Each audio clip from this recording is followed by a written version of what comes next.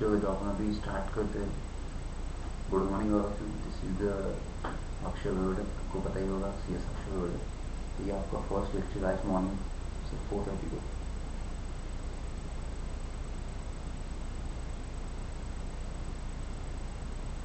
आज अपन बहुत ही important chapter start करने वाले, that is sale of goods act.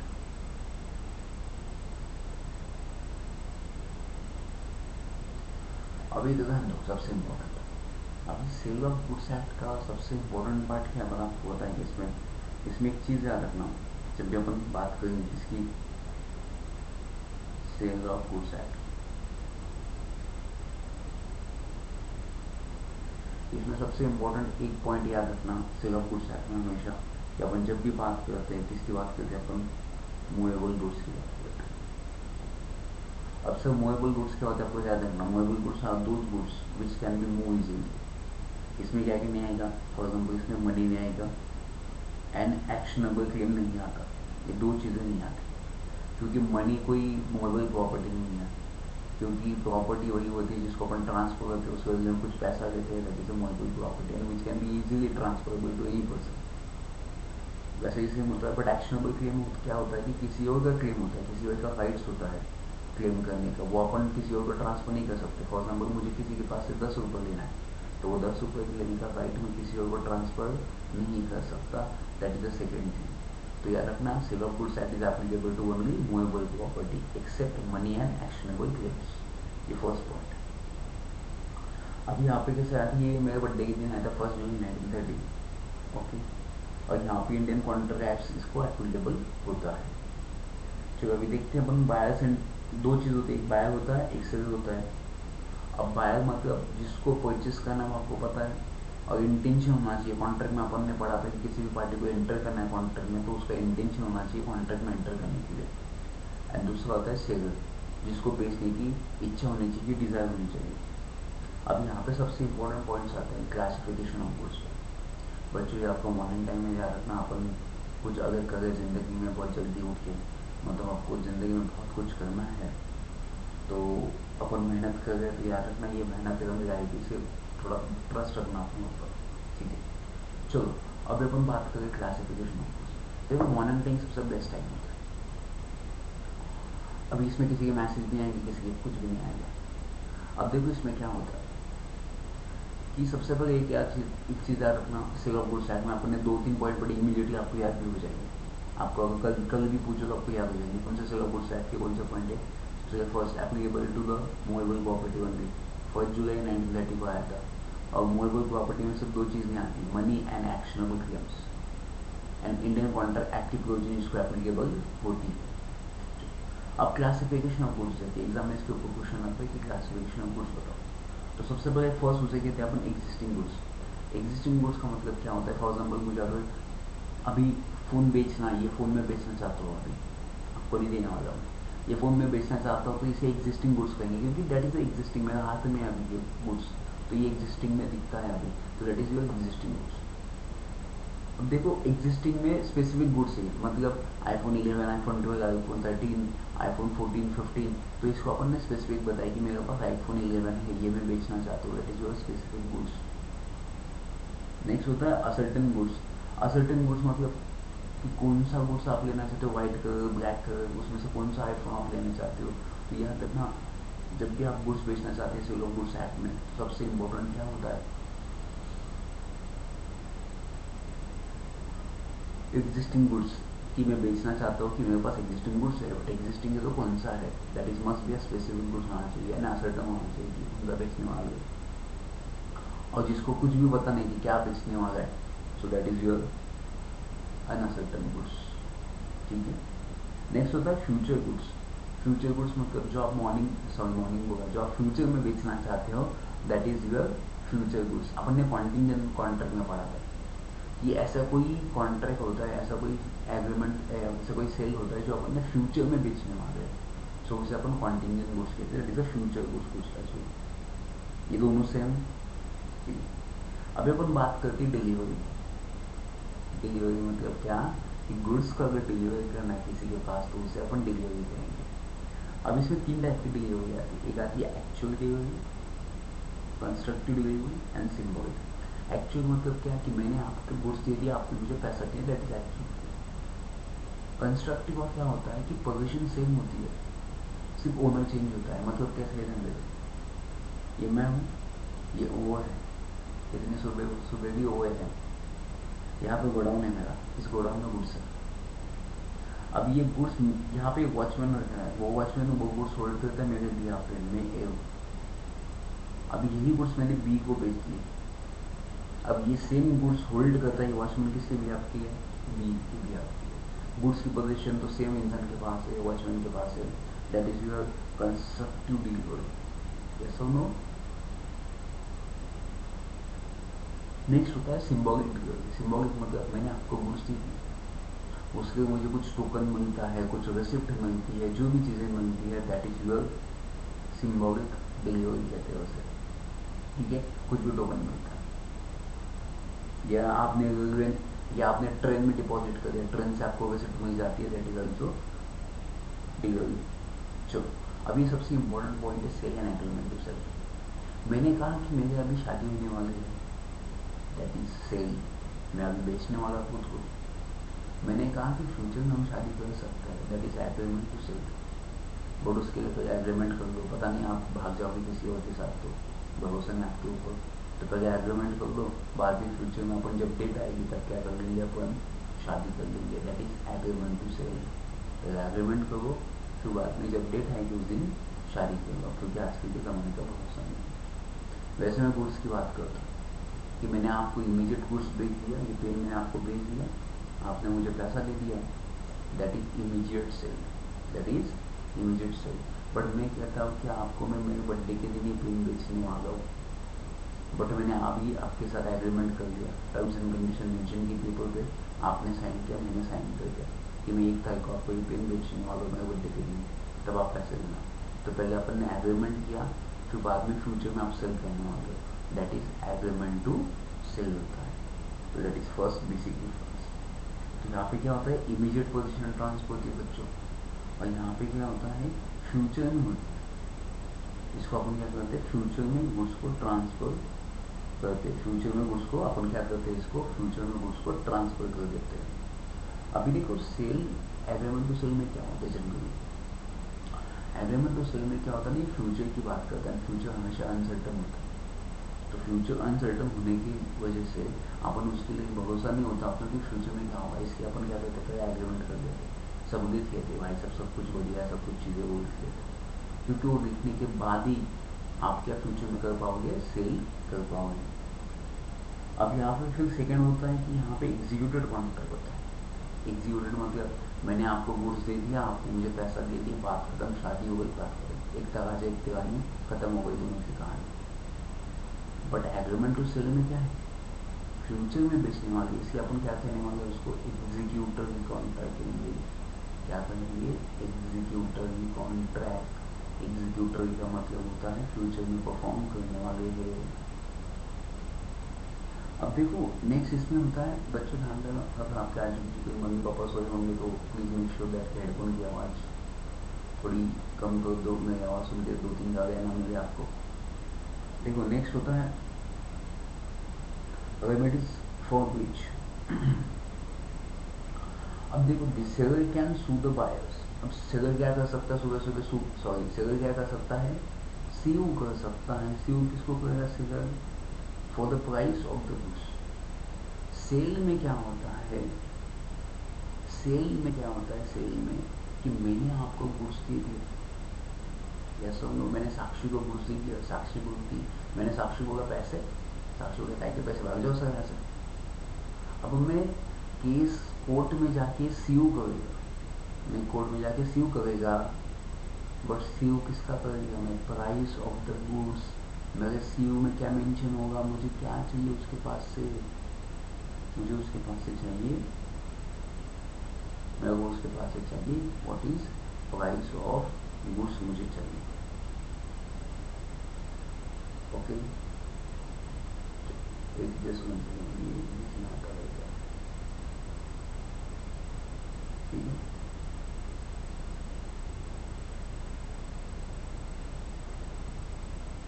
मैं किसका क्लेम करूँगा, प्राइस ऑफ द गुड्स कहूँगा इन केस ऑफ सेल।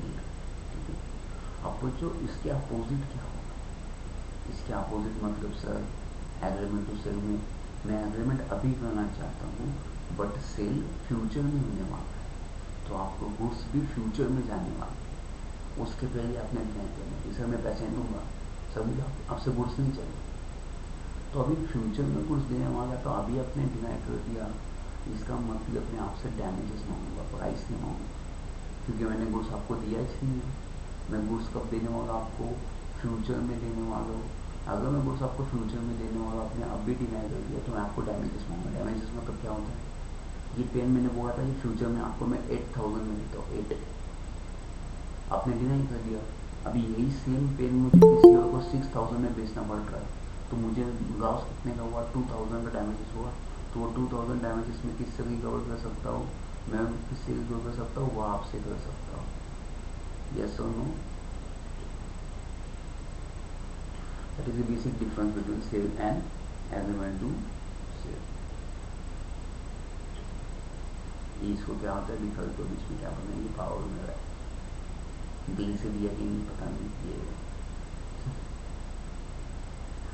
अभी अब मुझे आपको मैं आपको क्लास में वाली एक चीज़ बताई थी बच्चों, जैसे वन थिंग,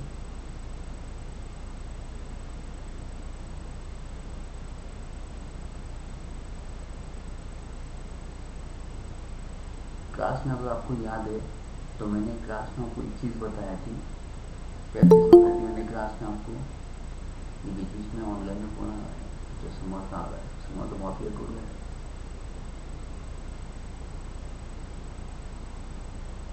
चलो तो देखो, सबसे अपन ने फर्स्ट पढ़ा,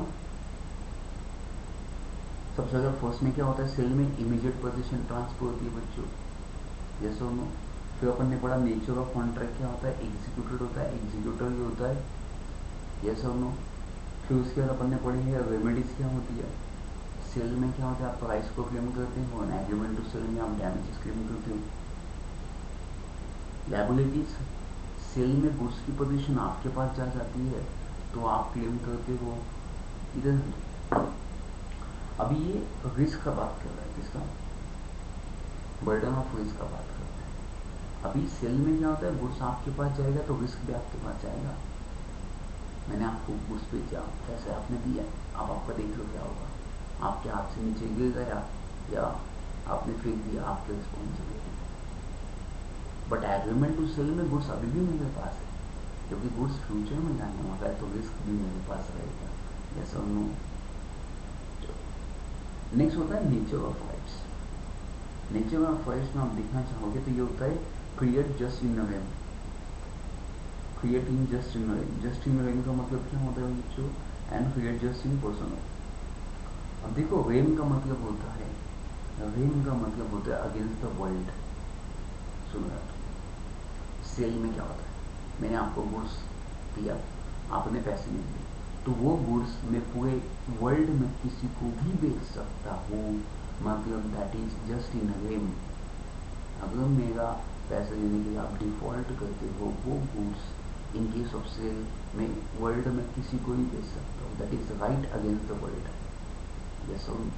but in case of personam, create just in personam का मतलब क्या होता है कि अगर अगर मैंने गुड्स आपको बेचे, आपने बोला नहीं, एग्रीमेंट टू सेल में क्या होता है, फ्यूचर में गुड्स जाने वाला, आपने डिनाई किया मुझे नहीं चाहिए गुड्स। अब बताओ मुझे जो डैमेजेस हुआ है, जो दर्द हुआ है, मैं आपसे ही मांगूंगा, किसी और से नहीं मांगूंगा, दैट इज जस्ट इन पर्सनम, मतलब उसी पर्सन के अगेंस्ट में क्लेम करूंगा जिसने मेरा डैमेजेस किया है। पूरे वर्ल्ड के साथ नहीं मांग सकता, मैं किसी को नहीं भेज सकता, सिर्फ आपसे डैमेजेस रिकवर कर सकता हूँ, समझा। तो सेल में क्या होता है, सेल जस्ट इन रेम, मतलब जिसने मुझे धोखा दिया है उसके पास से गुड्स लेने का, वर्ल्ड में किसी को भेज देने का, that is right against the world, ठीक है। सेकेंड एग्रीमेंट टू सेल में क्या होता है, पर्सनम, पर्सनम मतलब जिसने मुझे धोखा दिया उसी के पास से डैमेजेस रिकवर करना है। अभी राइट ऑफ रीसेल, सेल में तो आप इमीडिएटली राइट ऑफ रीसेल कर सकते किसी और को, नहीं सेल में क्या होता है, ये राइट, ये एग्रीमेंट टू सेल की बात करूँ मैं। सेल में क्या होता है कि seller can not sell the goods, क्योंकि सेल में क्या होता है, इमीडिएट पोजीशन आपके पास जाएगी, इमीडिएट पैसा मेरे पास आएगा। इनकेस अगर आपने पैसा ही नहीं दिया, गुड्स आपके पास गए, तो रीसेल करना बहुत डिफिकल्ट हो जाता है।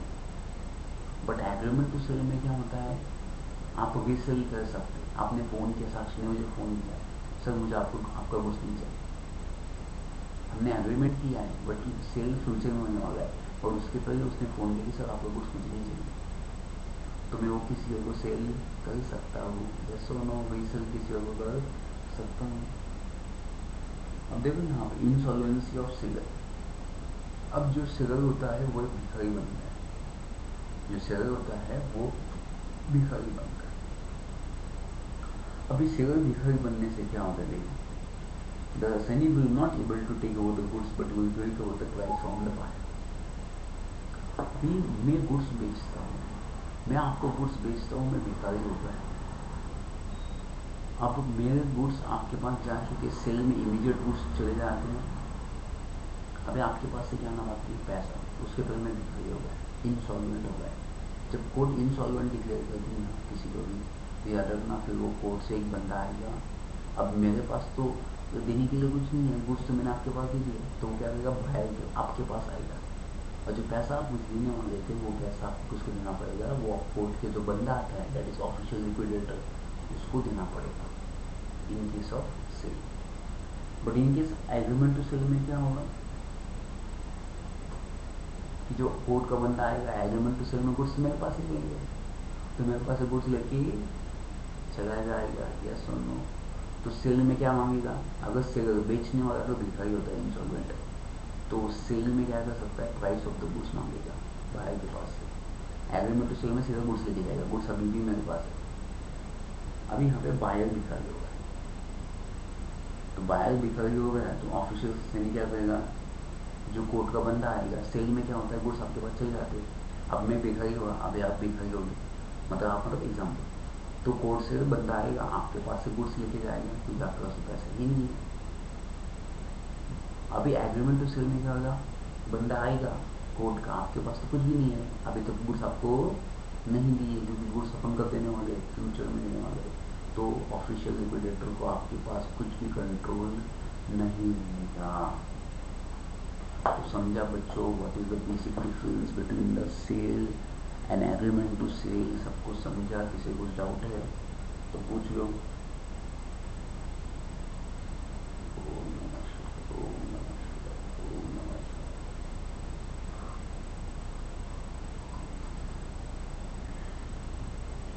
ठीक है, समझा, ओके।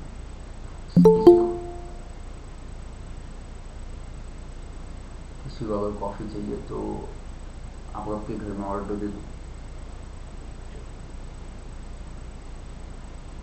अभी तक ध्यान दो बच्चों, सेल एंड हायर परचेस में डिफरेंस क्या होता है। अब देखो, सेल एंड हायर परचेस में बेसिक डिफरेंस क्या होता है। आपको पता है सेल मतलब इमीडिएट दे दो, इमीडिएट पैसा आने दो, खत्म बात।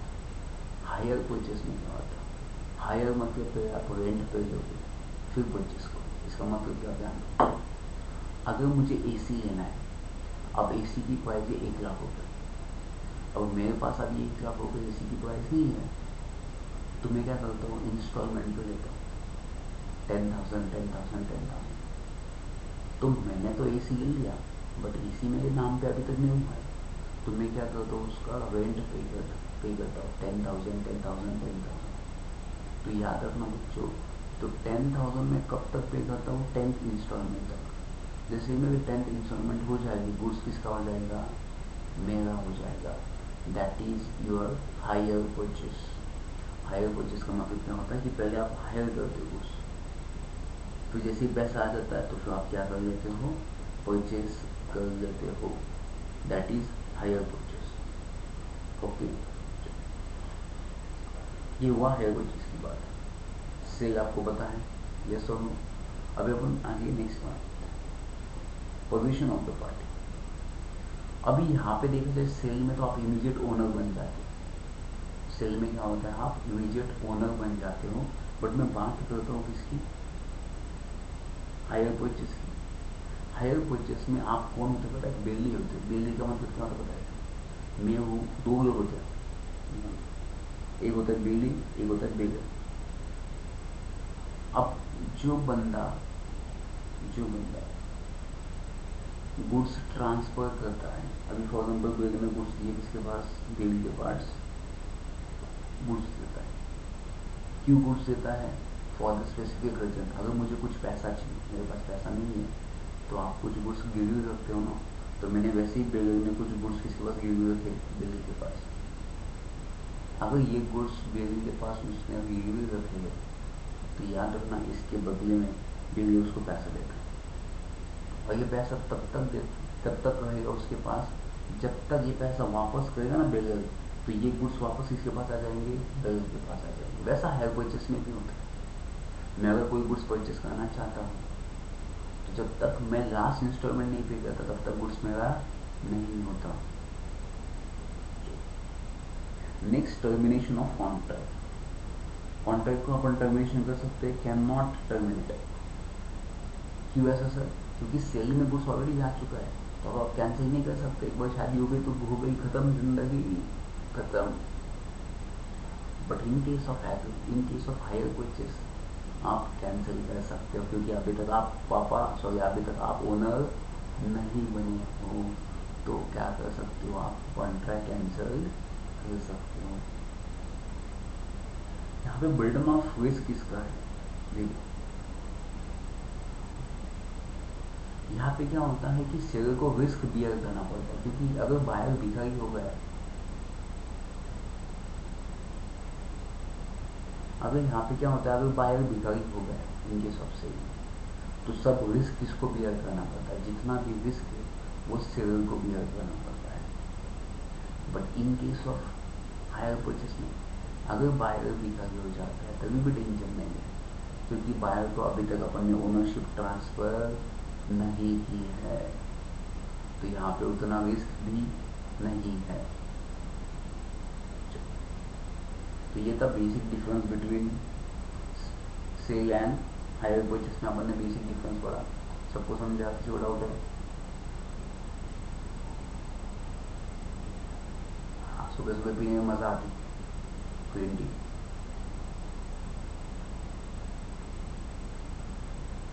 तो बच्चों याद रखना, सुबह का स्टडी सबसे बेटर स्टडी होता है।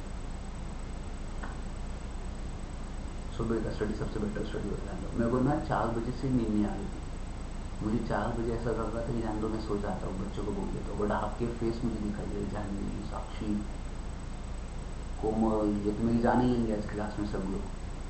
तो मैंने सोचा कि जान दो, इन जान लेने से अच्छा है तो अपन पढ़ लेते हैं, मैं तो अदरवाइज मेरे को बहुत सुनना पड़ता है। कि देखो सर, साक्षी को तो अभी भी याद है मुझे ऐसा कहा, देखो अगर आपने उठे ना तो देख लेना।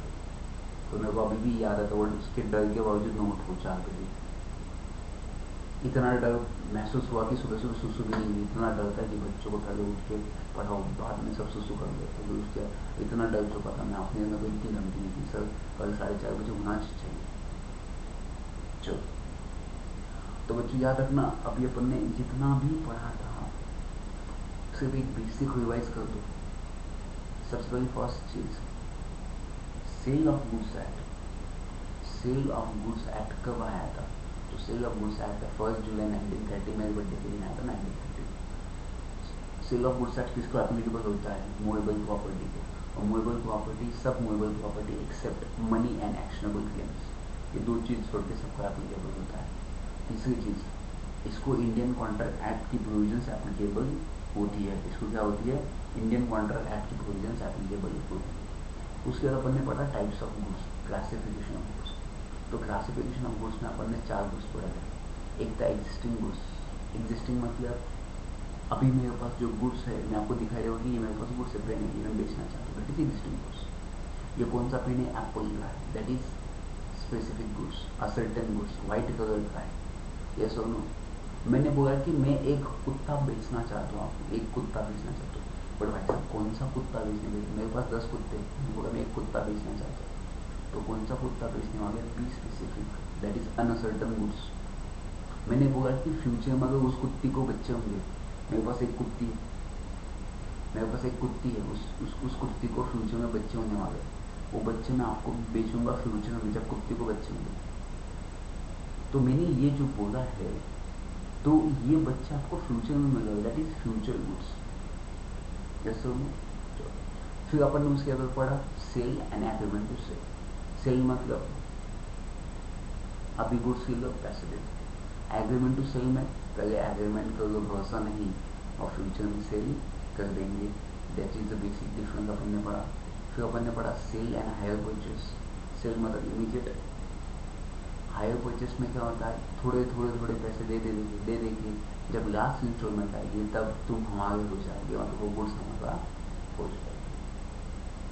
चलो, सब कुछ क्लियर है? या सुनो, सब चार बॉक्स में डालो, तब तक आप जिंदा हो, जिंदा सॉरी, आप लोग जग रहे हो, मतलब देख रहे हो, सोए तो नहीं हो, तो यस डाल दो मैसेज में।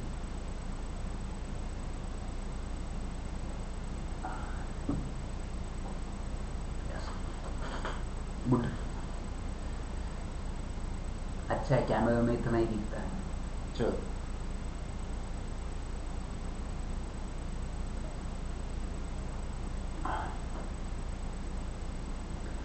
ये क्या होगा, इसको किसकी नजर लग गई, भगवान से लग गई, स्क्रीन में लग गई।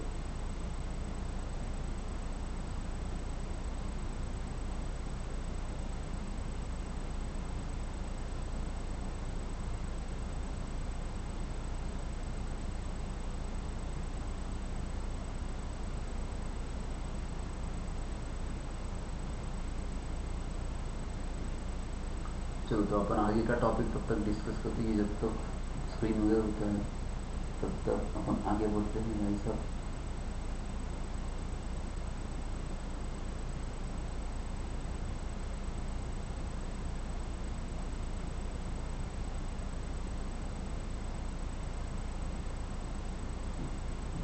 चलो, सब कुछ ओके है। अभी अपन जो टॉपिक नेक्स्ट पढ़ने वाले हैं वो सबसे इम्पोर्टेंट टॉपिक है, जो आपको एग्जाम में बार बार पूछा जा सकता है। ठीक है, इसको क्या हो गया, सैटरडे तो बन जा, रानी में मैं बनता हूँ आ जाता। रानी भी सो गई, उसकी मम्मी पापा भी सो गए, अब आजा जागी।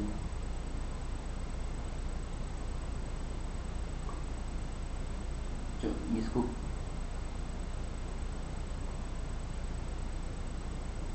ये आज का ही प्रॉब्लम है, कल सॉल्व हो जाएगा, ये इसके ऊपर सोल्यूशन आ जाएगा कल। कोई ना, अभी कौन इतने लेट कौन ज्वाइनिंग हो रहा है? साक्षी हुआ है, साक्षी का भी याद आया होगा कि अगर आपने को लेक्चर अटेंड करना है। साक्षी, ये बहुत जो लेट आने वाले लोग बहुत शांत होशियार है। उन्होंने देखा होगा, पहले देखो सर ये कहीं नहीं उठ जाएंगे, फिर बच्चे बताएंगे अपने को लेक्चर के लिए। चलो, तो ये शायद हो गया है, तभी अपन आगे आपके पास नोट्स होंगी, होगी, तो अपन डिस्कस करते हैं नेक्स्ट तब तक।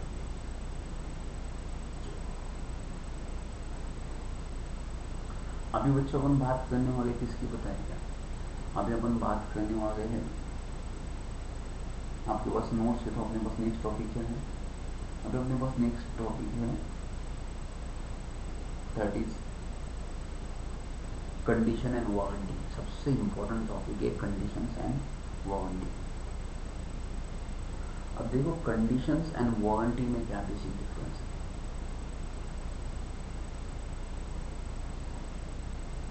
कंडीशंस एंड वारंटी में बेसिक डिफरेंस क्या है बच्चों?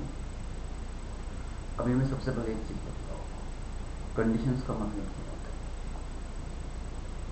ये क्या हुआ, इसको लास्ट बार।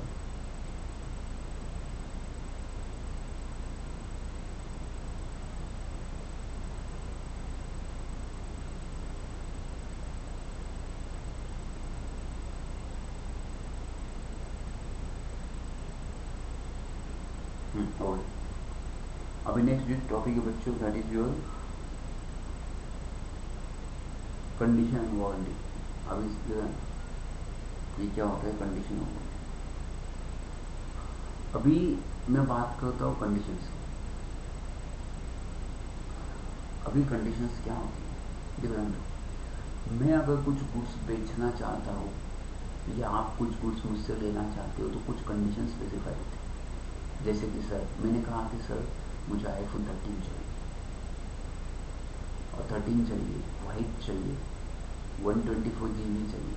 अब ये जो मैंने कंडीशंस मेंशन किए, तो जब भी मैं फ़ोन परचेस करूँगा तो ये कंडीशंस होनी चाहिए। तो condition is a main essence to the contract. Condition को क्या कहते हैं? It is a main essence of the contract. कि भाई साहब ये कंडीशन नहीं तो मेरी कॉन्ट्रैक्ट करके आपके साथ फ़ायदा नहीं है। मैंने बोला कि एटलीस्ट उस लड़की का क्वालिफिकेशन 12th पास होना चाहिए। अगर वो बंदी 12th पास नहीं निकली तो मैं शादी नहीं करूँगा भाई साहब, नहीं करूँगा, मुझे नहीं चाहिए।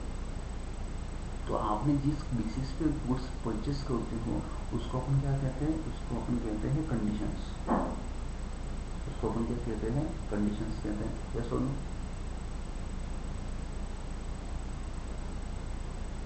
अभी अपन बात करेंगे वारंटी की। अब देखो, वारंटी होती है रिप्लेसमेंट।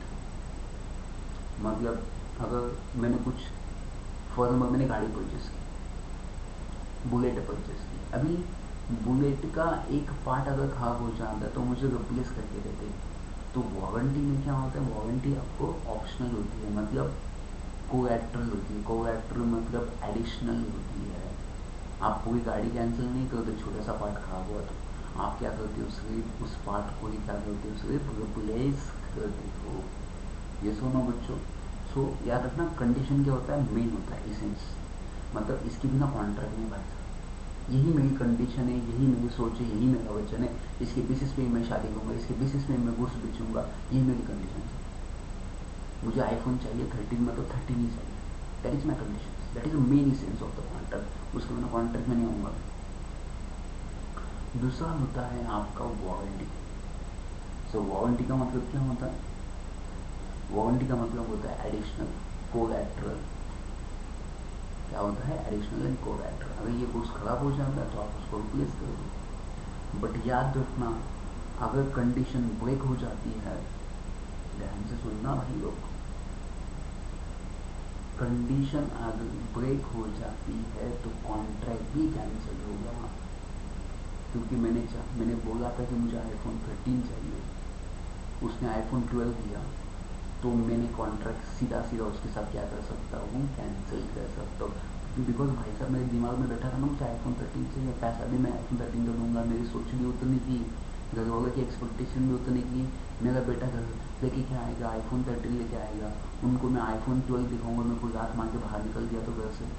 तो इम्पोर्टेंट क्या होता है यहाँ पे? क्या आपने जो एक्सपेक्ट किया था, जो कंडीशन मेंशन की थी, वही आपकी क्या होनी चाहिए थी? सेटिस्फाइड होनी चाहिए थी। That is conditions. तो breach of condition is a breach of warranty होता है, but breach of warranty is not a breach of contract. अगर वारंटी ब्रीच हो जाती तो कॉन्ट्रैक्ट कैंसिल नहीं होगा। मतलब सर देखो, मैंने मिक्सर लेके आया, मिक्सर, या मेरे पास ये फैन है, गर्म करो, ये मेरे पास फैन है। अब ये फैन, फैन का जो पीछे का चड्डी चड्डी बोलता है इसको, ये पीछे का इसका बटन खराब हुआ है पीछे का। अब ये फैन का पीछे का बटन खराब हुआ तो मैं पूरा फैन का एग्री कॉन्ट्रैक्ट कैंसिल नहीं लूँगा, मैं सिर्फ क्या करूँगा? इसको रिप्लेस करके लूँगा। यस और no? So that is my warranty. But मैंने कहा था कि मैंने कंडीशन में मेंशन किया था कि ऐसे घूमना चाहिए हर जगह पे। That is my condition. अगर ये एक ही जगह पे ऐसा रहा तो मैं कॉन्ट्रैक्ट क्या कर दूंगा? कैंसिल। वो जिस कंडीशन की बेसिस मैंने ये फैन परचेस किया तो वो कंडीशन सेटिस्फाइड नहीं होगी। तो breach of condition is a breach of contract. But सिर्फ अगर ये पार्ट खराब होता है तो इसको ही रिप्लेस कर देंगे, तो कॉन्ट्रैक्ट कैंसिल करने की ज़रूरत नहीं है। चलो नेक्स्ट, याद रखो। तो बच्चों एग्जाम में क्वेश्चन आया तो याद रखना बेसिक क्या है। कंडीशन है तो main essence of the contract, warranty है तो कोलैटरल है, एडिशनल है। Breach of condition is treated as breach of contract, breach of warranty is not treated as breach of contract, but breach of condition is treated as breach of contract, a breach of warranty, and a breach of warranty is not treated as breach of conditions. ये basic तीन difference याद रखना। एक message किसी ने भेजा, देखता हूँ क्या है। शिट, मैसेज नहीं है। वो कहता है कि एयरटेल का मैसेज है कि आपका 50% GB डेटा पैक यूज़ हो चुका है, आपके लिए 50% या 100% करेंगे। 1000, 1500, 1500, 2000 का भी रिचार्ज मांग देंगे हम आपको, कोई टेंशन नहीं है। मॉर्निंग में अगर मेरा 1 GB जितना भी डेटा है, 3 GB अगर ख़त्म होता है आपके लिए, तो क्या आपके लिए तो ज़िंदगी कुर्बान है। क्या सर, एक पार्टी नहीं देते और बोलते ज़िंदगी कुर्बान। चलो लास्ट सिप मार लेता हूँ, फिर अपन आगे बढ़ते हैं।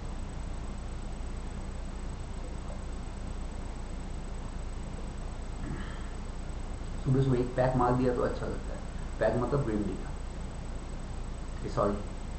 चलो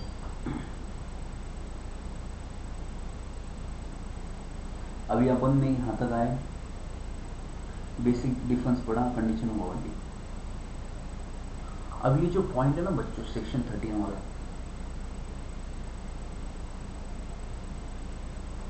ये सेक्शन 13 वाला है ना, सबसे बेस्ट पॉइंट है।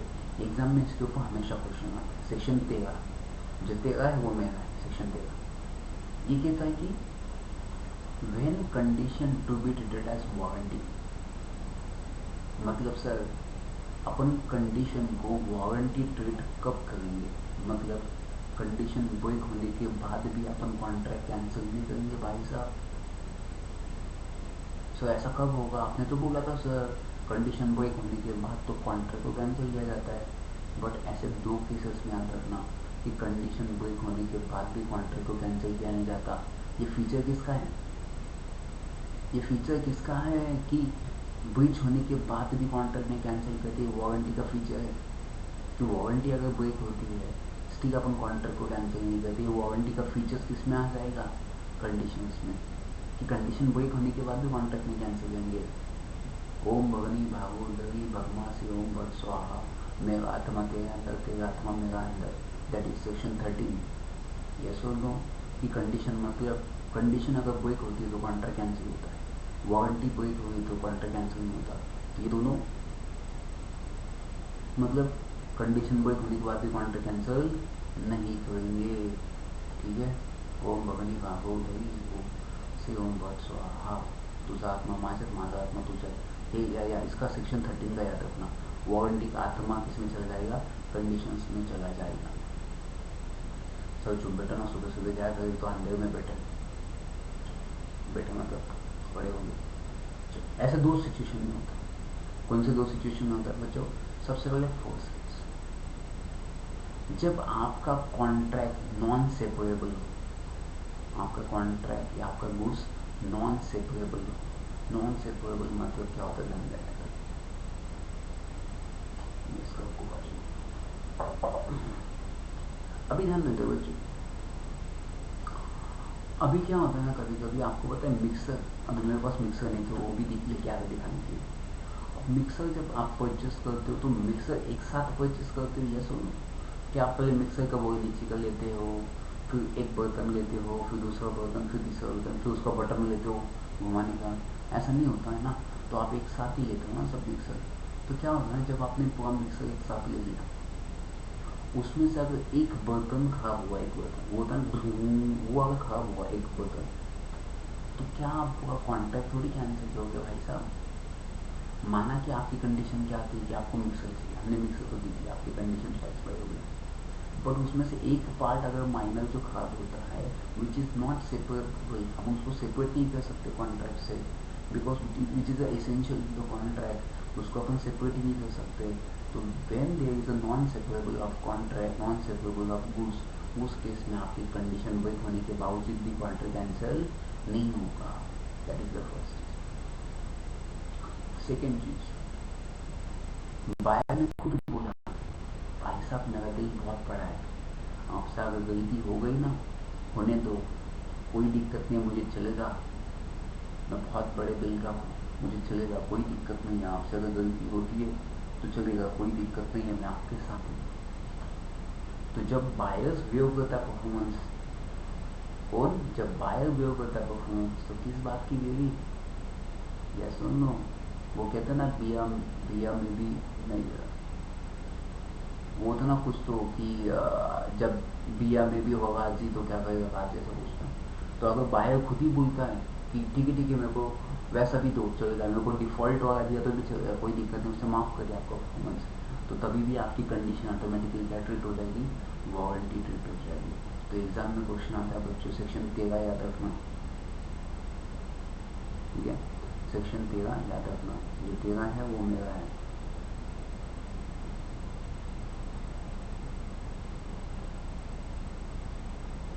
चलो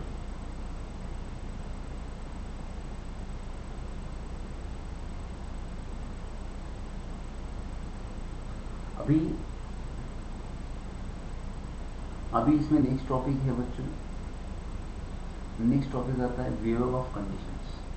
अपन कंडीशंस को कभी कभी कब वेव कर सकते हैं, वेव करना मतलब क्या होता है बच्चों, कि आप अपने कंडीशंस को कब वेव कर सकते हैं। ऐसे कौन सी सिचुएशन होती है, एक तो कंपलसरी माफ़ करना, या तो एक ऑप्शनल माफ़ करना, ऐसी दो सिचुएशन में आप माफ़ कर सकता है। कौन माफ़ करने वाला है, बायर माफ़ करने वाला है, ठीक है।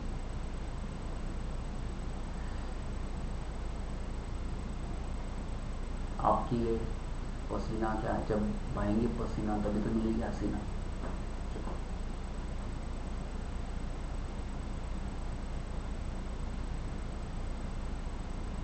इसका कल सॉल्यूशन मिल जाएगा, या आज का ही नाटक कर रहे हैं,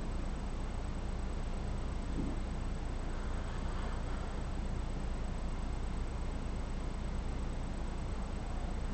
अभी बच्चों अपन ने अभी तक बहुत अच्छा पढ़ा है, अपन ने देखा जाए तो सेवा गुडसैट का स्टार्टिंग से लेकर अभी तक अपन ने मेन जितनी भी चीज़ें वो सब पढ़ ली।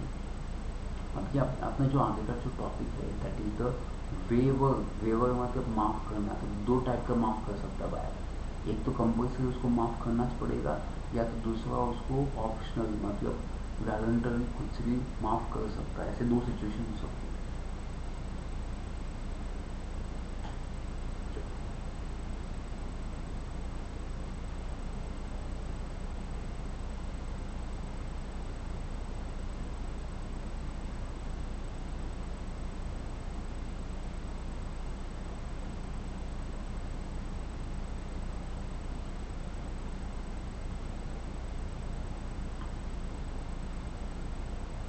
भगवान क्लास में तो मुझे कभी कभी ये साथ नहीं देता, यहाँ पे भी ये नाटक कर रहा है साथ में, क्या करूं? चलो, तो आगे अपन बढ़ते हैं।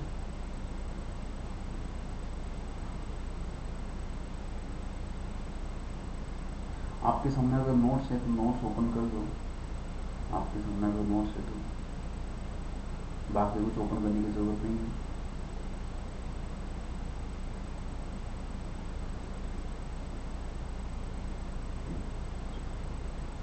हो गया हो गया, भगवान कभी भी बच्चों की सुन लेता है, जब भगवान साथ हो तो क्या डरने का, ऐसा।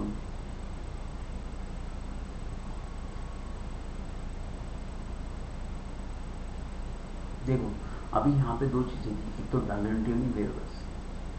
वॉलंटरी वेवर्स मतलब ध्यान इसमें होगा कि खुद से माफ़ करना, तो ये खुद से कब माफ़ करना चाहता है बायर्स, तो सबसे पहले फर्स्ट सिचुएशन कब हो सकती है, तो यहाँ पे सबसे पहले फर्स्ट सिचुएशन यहाँ पे बोल रहे हैं,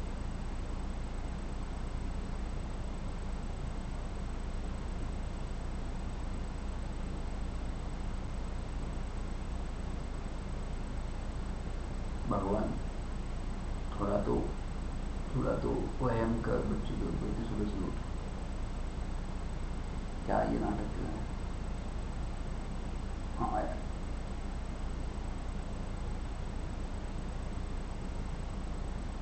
हाँ देखो इसमें दो चीज़ें होती हैं, एक चीज़ होती है वॉलंटरी वेवर। वॉलंटरी वेवर मतलब खुद से माफ़ करना, तो ऐसा कब हो सकता है जो बाहर खुद से माफ़ करेगा, सबसे पहले first waiver performance of contract. Waivers of performance of contract ऐसा कब होता है पता है क्या, जब जितनी भी कंडीशंस थी वो सब अगर सेटिस्फाइड हो जाती है, जितनी भी कंडीशंस हमने बोली थी वो अगर सेटिस्फाइड होती है, तो उस केस में क्या होता है, बायर्स खुद से माफ़ कर सकता है। लास्ट अगर नहीं हुआ ना, मैं ये आई पड़ी तोड़ दूंगा आज, मेरा नहीं है वैसे ही आई पड़।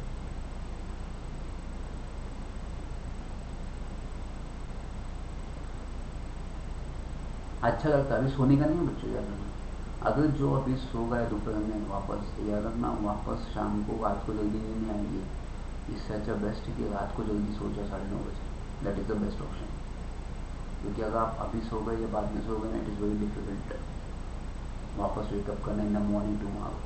तो अभी सोने का नहीं बुद्धि बनोगी, सीधा रात को 9 बजे सो जाने का, भले 9 बजे सो जाओ रात को अभी।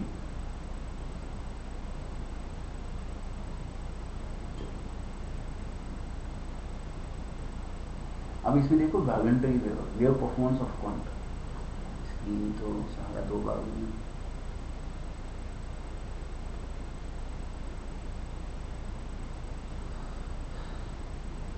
आज फर्स्ट डे इसलिए टेक्निकल इशू बहुत होगा, कोई नहीं। तो मैं क्या करता हूँ बच्चों, अभी कल मैं इसकी केबल भी लेके आता हूँ आज, तो अपना कल का ये इशू भी सॉल्व हो जाएगा, सीधा अपन इसको कनेक्ट कर देंगे, तो ये बार बार कनेक्ट करने का प्रॉब्लम भी सॉल्व हो जाएगा। तो कल मैं आते आते इसकी ये भी लेके आता हूँ, इसकी वो होता है ना केबल, वो भी लेके आता हूँ, ठीक है। चलो बच्चों, तो अपन एक बार रिवाइज करते कि अपने आज क्या क्या पढ़ा।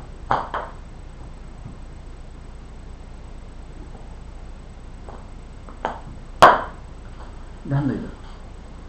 तो सबसे पहले अपन ने ज़्यादा ऊपर नहीं होना, चलो।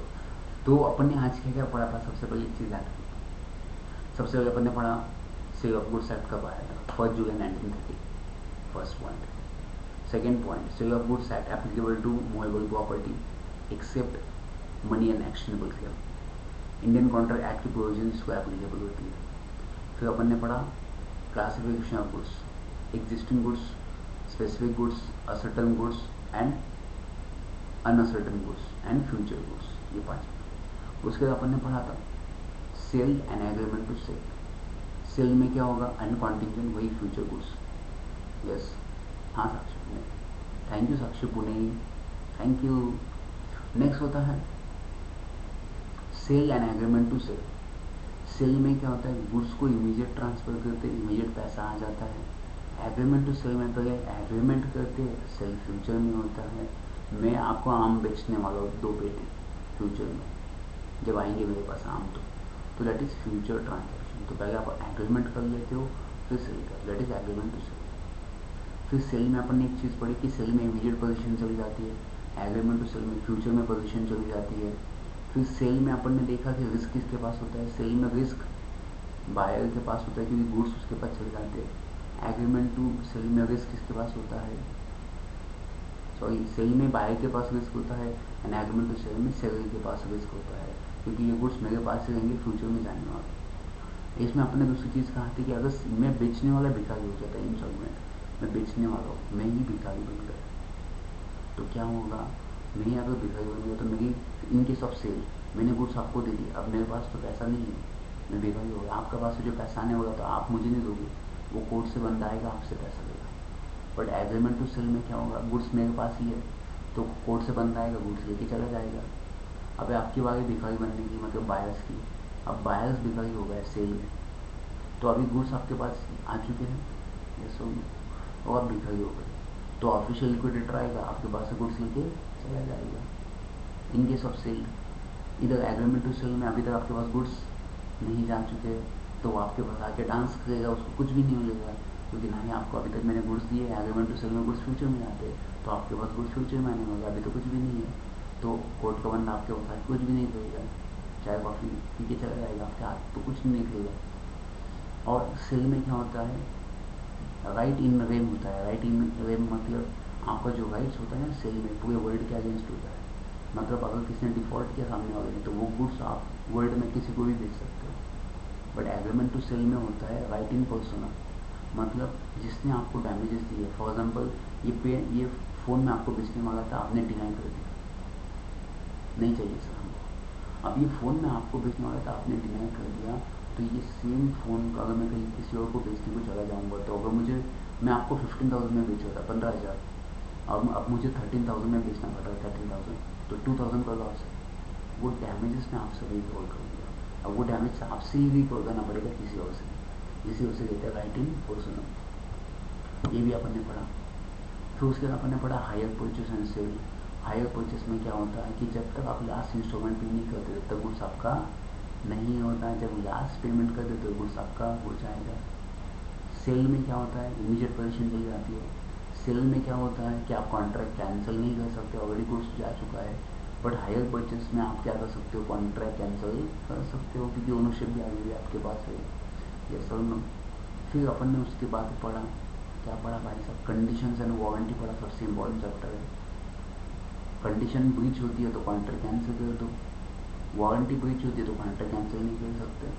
कंडीशन मेन इसेंस है, कॉन्ट्रैक्ट ऑप्शनल है, एडिशनल है, कोलैटरल है। Breach of condition is a breach of warranty. जिस कंडीशन के बेसिस में गुड्स किया तो वो नहीं निकला तो उसकी वारंटी के लिए मैं क्या कहूँगा, तो वारंटी भी क्या हो जाएगी, breach. But breach of warranty is not treated as breach of conditions, ये अपन ने पढ़ा। फिर बट ऐसी सिचुएशन आ जाती है जहाँ पे आपका breach of condition is treated as breach of warranty. मतलब वारंटी का जो फीचर्स था ना कि ब्रेक होने के बाद भी कॉन्ट्रैक्ट कैंसिल नहीं होता, वो कंडीशन में आ जाएगा। मतलब कंडीशन ब्रेक होने के बाद भी कॉन्ट्रैक्ट कैंसिल नहीं होगा। माकोम भगनी भागो दोई वर्मा सोमबर सोहा तुझा आत्मा माजस मजाक में तुझा। तो कंडीशन के पास क्या फीचर्स आ जाएगा कि कंडीशन ब्रेक होने के बाद भी कॉन्ट्रैक्ट कैंसिल नहीं होगा, ये वारंटी की तरह ट्रीट किया जाएगा। सेक्शन 13 जो तेरा है वो मेरा है, सेक्शन 13 याद रखना। कब होता है ऐसा, दो सिचुएशन में होता है। एक नॉन सेपरेबिलिटी ऑफ कॉन्ट्रैक्ट या नॉन सेपरेबिलिटी ऑफ गुड्स, जब गुड्स अपन सेपरेट नहीं कर सकते एक दूसरे के पास से। तो इस केस में क्या होता है, इस केस में आप गुड्स को सेपरेट नहीं कर सकते, तो वो जो गुड्स डिफॉल्ट हुआ है ना उसको ही रिप्लेस कर दो, बस उतना ही। और ये बायर ने एक्सेप्ट करना चाहिए कि ठीक है भाई साहब मुझे सिर्फ ये गुड्स चेंज करके दो, बाकी मुझे कॉन्ट्रैक्ट कैंसिल नहीं करना है, ऐसे बायर ने भी एक्सेप्ट करना चाहिए, पहली सिचुएशन। सेकेंड, बायर खुद बोलता है ठीक है आपसे गलती हो गई ना, मैं आपको माफ़ कर देता हूँ, मुझे सिर्फ रिप्लेस करके दो। तो ये दो सिचुएशन में कंडीशन ब्रेक होने के बाद भी अपन क्या करते हैं, उसको कॉन्ट्रैक्ट ट्रीट नहीं करते। ओके। सो बच्चों अभी अपन ने आज बेसिक पढ़ा, ये कल मैं इसकी और कनेक्शन थोड़ा इम्प्रूव करता हूँ और इसके ऊपर अपन कल वापस से लेंगे। कल अपन एक्स्ट्रा टाइम लेंगे, आज फर्स्ट डे तो इसलिए मैं जल्दी छोड़ रहा हूँ आपको। बट मेक श्योर दैट कि आप सोना नहीं है, बाकी सब्जेक्ट का भी पढ़ाई कर दो इमीडिएटली 8 बजे तक। ये सुन लो, सोना नहीं बच्चों, अगर आप सो गए ना अभी फिर ख़त्म। अगर आप गलती से भी सो गए आप तो ख़त्म, याद रखना। नेक्स्ट पढ़ाई कर दो मैथ्स, अभी प्रैक्टिकल दो, अभी नींद आएगी तो प्रैक्टिकल स्टार्ट कर दो। अभी सुबह सुबह पढ़ाई खत्म कर दो ना, दोपहर शाम को पढ़ाई नहीं रहने दो, अभी जितने भी खत्म करने आता है उतना खत्म कर दो। ठीक है, तो अपन मिलेंगे कल सेम टाइमिंग पे और क्लास में भी मिलेंगे, don't worry. Yes. So thank you so much, आप लोग सुबह सुबह उठे, अब कंटिन्यू है ना, आप सोना नहीं कोई प्लीज़। ठीक है, चलो तो अपन मिलते हैं कल, कल एक्स्ट्रा लेंगे। बाय बाय, टेक केयर, मिलते हैं।